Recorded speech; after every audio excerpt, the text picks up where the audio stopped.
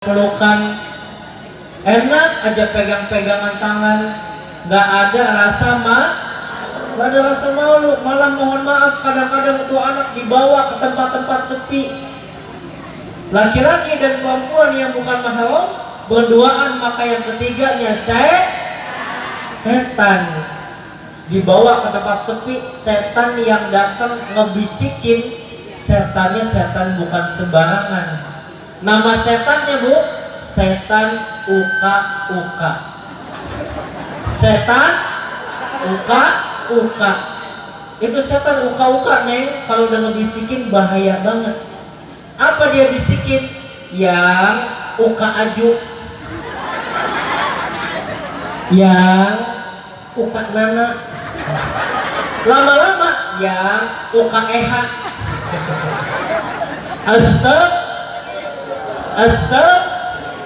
Naudzubillahimin. Mudah-mudahan anak-anak muda di sini nggak ada yang kayak begitu. Ya Rabbal. Makanya dalam peringatan Maulid Nabi ini harus ada perubahan luar biasanya. Peringatan Maulid Nabi harus ada akhlak yang diubah. Bukan hanya momen 1 tahun sekali yang suka kita peringatkan. Harus ada perubahan di dalamnya, menghargai dan menghormati baginda Rasulullah. Makanya luar biasa. Apa yang harus diubah? Perempuan yang tadinya selalu memakai pakaian terbuka hingga memancing pandangan mata, berubah jadi berpakaian tertutup rapi dan lebih indah. Buat yang laki-laki yang mohon maaf suka melihat film-film yang gak benar di HP-nya, nonton sampai matanya meremelek, berubah nontonnya jadi nonton ceramah. Buat kita yang setiap hari kerjaannya emosian mulu, berubah jadi gak gampang marah. Buat kita sebagai anak akhlaknya mungkin kurang sopan sama kedua orang tua, berubah jadi anak yang soleh dan soleha. Buat yang suka menghabis-habiskan uang untuk hal yang gak berguna, berubah jadi rajin sedekah, insya Allah. Apalagi akhlaknya Rasul. Rasul tadi orangnya sangat pemalu dan rendah hati.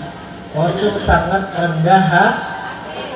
Padahal Rasul pangkatnya lebih tinggi daripada kerasulan, lebih tinggi daripada kenabian, dijamin masuk ke dalam surga, dihindarkan daripada siksa api neraka. Dosa yang telah berlalu dan yang akan datang semua diampuni oleh Allah Subhanahu wa taala.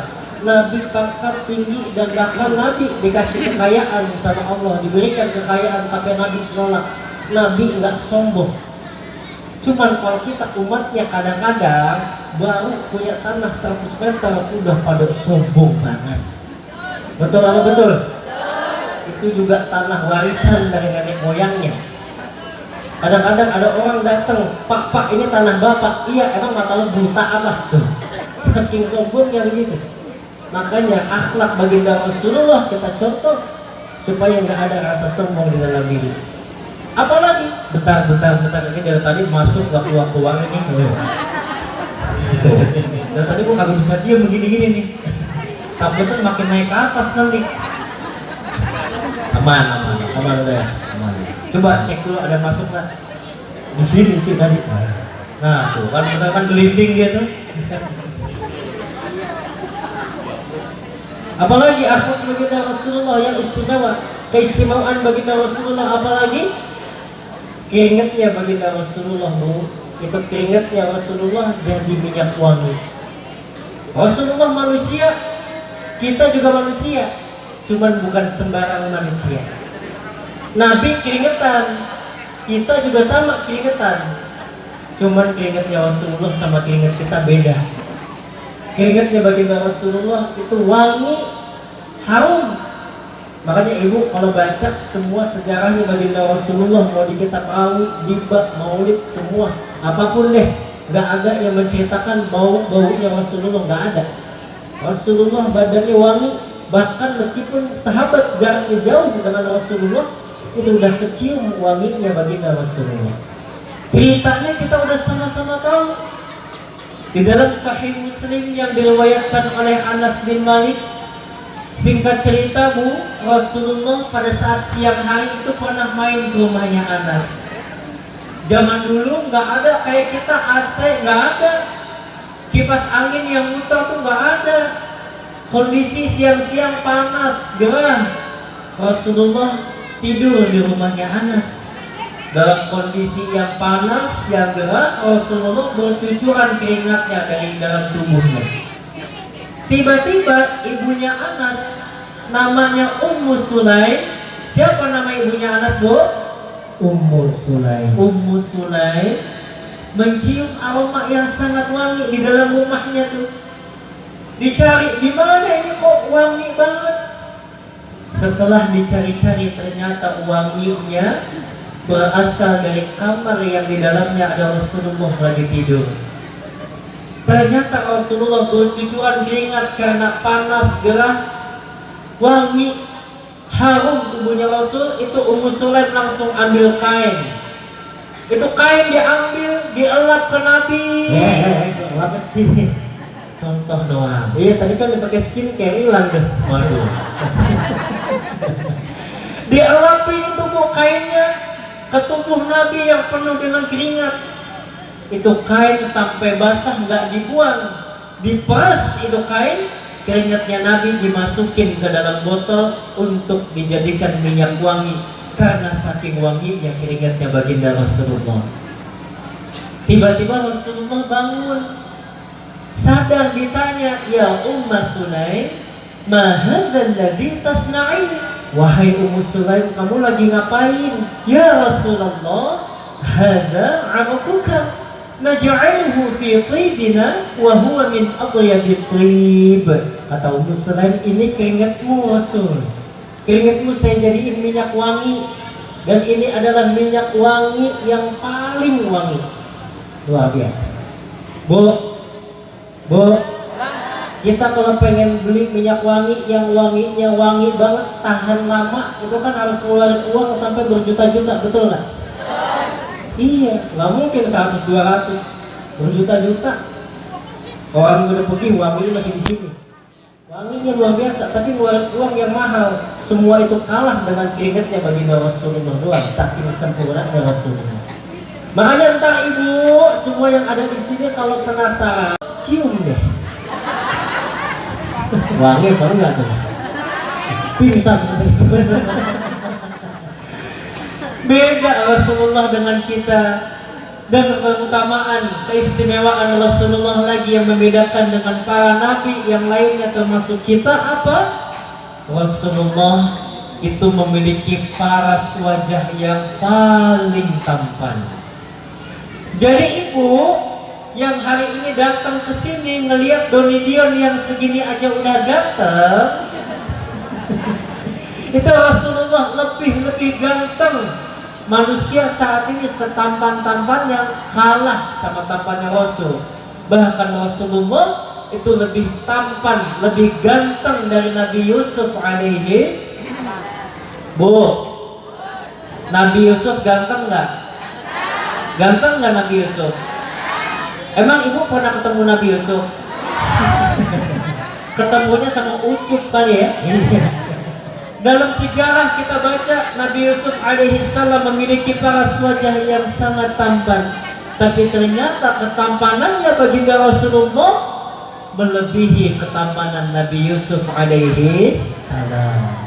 Makanya kalau diibaratin, kata guru saya, ibarat sebuah lingkaran itu dibelah menjadi dua. Yang satu ketampanan untuk baginda Rasulullah, yang satu ketampanannya untuk Nabi Yusuf alaihi salam. Tapi yang satu untuk Nabi Yusuf itu masih dibelah lagi, jadi seperempat. Yang satu untuk Nabi Yusuf, yang satu dibelah lagi, untuk kita semua manusia yang pada ganteng, yang pada cantik. Tapi lihat ketampanannya baginda Rasulullah tetap utuh, enggak dibagi-bagi lagi. Makanya luar biasa. Makanya Doni Dion, kalau seandainya ada yang bilang ganteng, aduh Doni Dion ganteng, kita mah biasa aja Bu. Soalnya kita sebagai laki-laki gantengnya cuma ganteng seperempat doang. Apalagi sih ini Bu, kita nih udah seperempat bagi dua lagi, ya gila habis. Tapi ketapanannya Rasulullah utuh, tidak terbagi-bagi. Sampai para sahabat yang berjumpa melihat baginda Rasulullah itu memuji. Apa kata para sahabat? Tidak ada hal yang paling indah yang kami lihat selain wajahmu ya Rasulullah. An Abi Ishaq radhiyallahu anhu qala su'ila al-Bara akana wajhun Nabi sallallahu alaihi wasallam mithla sayfi qala la bal mithla al-qamar. Dari Abu Ishaq radhiyallahu anhu, Al-Bara pernah ditanya, apakah wajah baginda Rasulullah itu seperti pedang, layaknya sebuah pedang yang melengkung seperti bulan sabit, apakah bentuknya seperti itu? Tirus. Kata Al-Bara, la bal mithla al-qamar. Wajahnya Rasulullah itu bulat bagaikan rembulan, bulan purnama yang sangat indah. Masya Allah. Makanya kan kalau kita selawatan suka nyanyi, Bu. Anta syamsun anta badrun anta nurun fawqa nuri anta iksirun anta misbahus suduri ya Nabi salam alaika ya Rasul salam alaika ya Habib salam alaika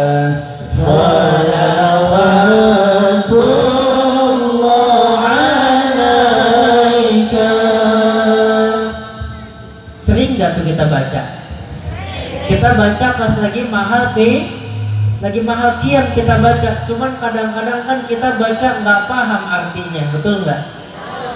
Anta syamsun, anta badrun, ya Rasulullah, engkau bagaikan matahari, engkau bagaikan bulan purnama, anta nurun fawqa nur, engkau adalah cahaya di atas cahaya, anta iksiru wa ghali, engkau bagaikan emas murni yang sangat mahal harganya, anta misbahus suduri, engkaulah pelita di dalam hati. Jadi udah sempurna sosok baginda Rasulullah, Bu.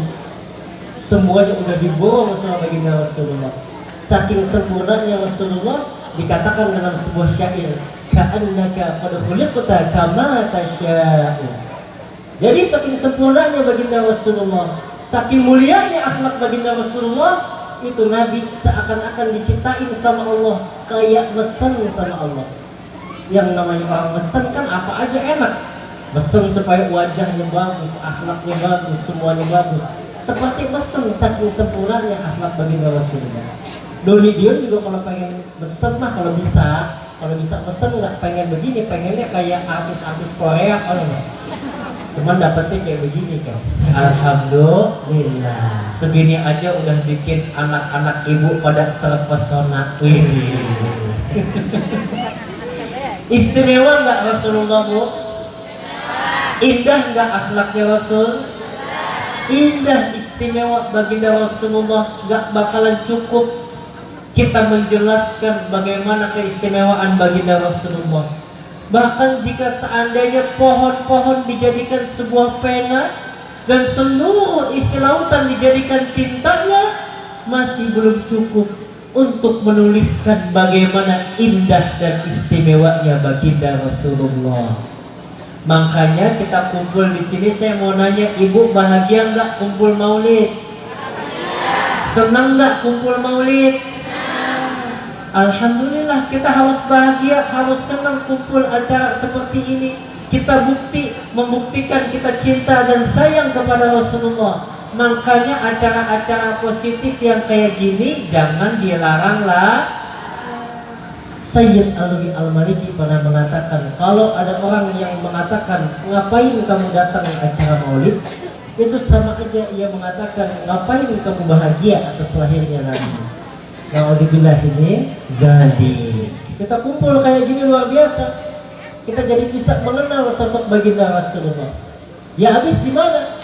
Kita mau baca sejarahnya baginda Rasulullah, baca lewat rawi, lewat kitab maulid, tulisannya bahasa Arab kita nggak paham, betul nggak?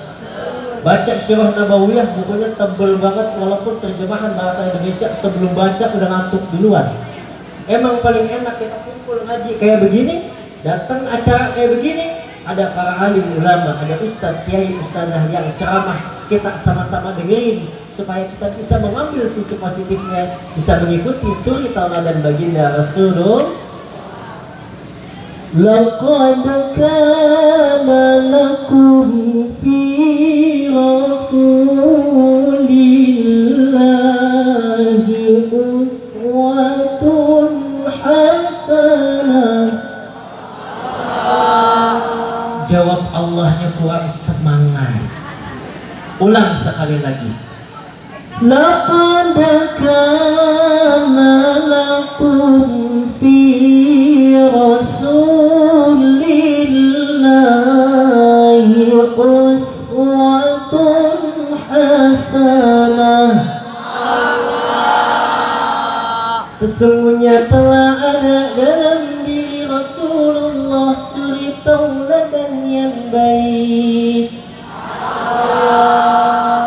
Ustaz, tapi saya seorang suami. Baginda Rasulullah juga seorang suami yang punya anak dan istri. Ustaz, tapi saya masih anak-anak muda. Baginda Rasulullah pun juga pernah muda, yang masa mudanya diisi dengan iman dan takwa. Bagaimana jika saya seorang presiden? Baginda Rasulullah juga seorang khalifah, tapi pemimpin yang amanah. Tapi Ustaz, saya seorang polisi. Baginda Rasulullah juga seorang panglima perang yang gagah dan perkasa. Bagaimana Ustaz, saya seorang pedagang. Baginda Rasulullah juga seorang pedagang, berdagang dan berlagang. Masya Allah.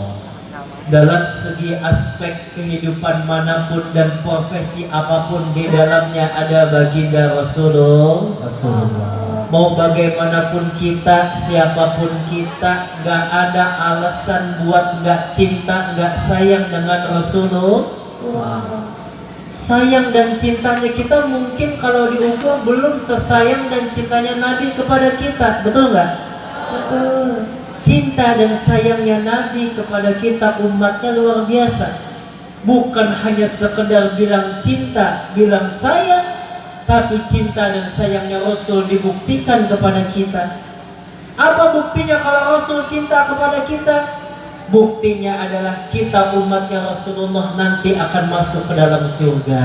Amin. Dari mana taunya? Dari hadis ketika Rasul bersabda, kullu ummati yadkhuluna al-jannah.